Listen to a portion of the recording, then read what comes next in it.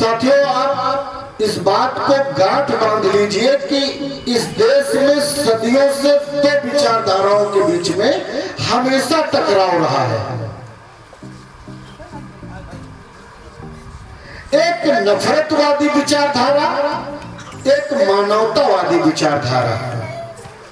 नफरतवादी विचारधारा मानव में भेद करती है, मानव में छुआछूत करती है। नफरतवादी विचारधारा का यह मानना है, उन्होंने 4 वर्ण बनाए और उनका मानना है कि हर वर्ण के लोगों को केवल अपने वर्ण के आधारित ही काम करने का अधिकार है। अभी कल मैं एक शंकराचार्य को सुन रहा था, अभिमुक्तेश्वरानंद, शायद यही नाम है उनका, अभिमुक्तेश्वरानंद जी। उनको सुन रहा था, उन्होंने बताया कि उनके जो भी शास्त्र हैं, जो भी वेद पुराण हैं, वो सब वर्ण व्यवस्था पर आधारित हैं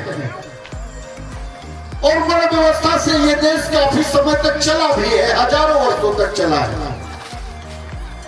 उसी व्यवस्था ने इस देश के बहुसंख्यक लोगों को गुलाम बना के रखा हुआ था, यहाँ तक कि जीवन जीने का अधिकार तक छीन रखा था। अभी हमारी जैसे बहन ने बताया कि कमर में झाड़ू और गले में मटकी, ये सभी चीजें हुई है इस देश में। इस देश में पानी पीने तक के लिए आंदोलन करना पड़ा है। अभी दूर की मत न जाइए, दूर न जाइए, अपने ही गांव में देखिए। मैं खुद ही इस बात का गवाह हूँ।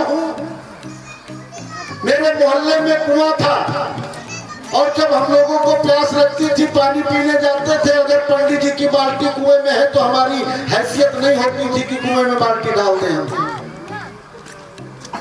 जब तक उनकी बाल्टी बाहर नहीं आ जाती थी तब तक हमारी हैसियत नहीं थी कि हम कुएं में डाल दें। यहाँ की बात मैं कर रहा हूँ, मीरठ में। और आज भी ऐसे तमाम गांव हैं, ऐसी तमाम जगह हैं जहां पर अस्पृश्यता आज भी बराबर प्रचलन में है, छुआछूत आज भी प्रचलन में है, भेदभाव आज भी प्रचलन में है, जबकि 74 साल बीत गए हैं इस संविधान को लागू हुए।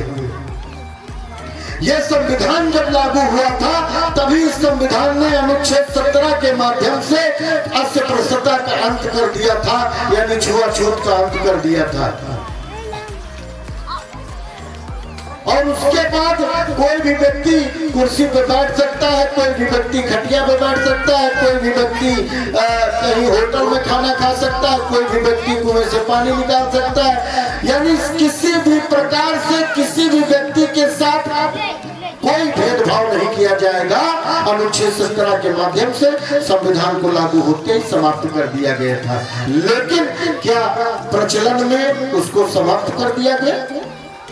क्या जमीन पे उसको समाप्त कर दिया गया? आज भी ये सारी चीजें जिंदा हैं।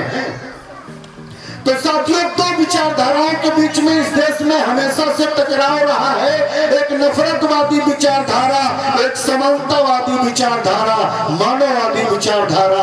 आज भी उन्हीं दोनों धाराओं के बीच में गंभीर टकराव चल रहा है। एक युद्ध जैसी परिस्थितियां हैं इस देश में।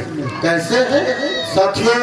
आज नफरतवादी विचारधारा के हाथ में इस देश की सारी पावर है। 90% देश के संसाधन नफरतवादी विचारधारा के लोगों के पास है। आपके पास कितने उद्योग हैं? कौन सा उद्योग है आपके पास? सुई तक तो आप बनाते नहीं हैं। कुछ बनाते हैं क्या आप? नहीं बनाते हैं। आपके पास कोई उद्योग नहीं। संविधान ने आपको आरक्षण दे दिया तो आप लोग नौकरियां चाकरियां पा गए, विभिन्न पदों पर बैठ गए केवल संविधान की बदौलत। नहीं तो आपकी क्या हैसियत थी? जो लोग आपको चपरासी नहीं बनाना चाहते थे वो आपको डीएम, कलेक्टर, एसपी, कप्तान बनाते। जो लोग आपको कुर्सी अपने बराबर में खड़े होना नहीं देना चाहते, वो आपको कुर्सी पे बैठने देते। आपकी क्या हैसियत है कि उनके बराबर आप खड़े भी हो जाते हैं? तो साथियों, नफरतवादी विचारधारा के हाथ में आज